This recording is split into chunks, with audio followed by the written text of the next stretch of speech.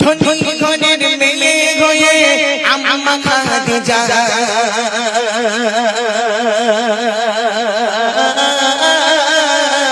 নবীর কাছে এসে বলে করব জীবিকা ধনী ঘরের মেয়ে হয়ে আম্মা খাদিজা নবীর কাছে এসে বলে করব জীবিকা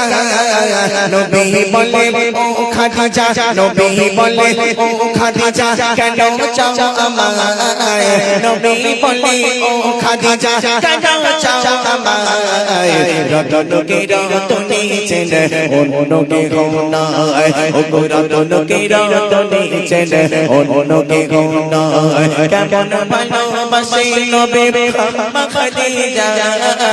কেমন ভালোবাসে নবী আম্মা খাদিজা যে ভালোবাসায় খুশি হতো আল্লাহ দয়াময় যে ভালোবাসায় খুশি হতো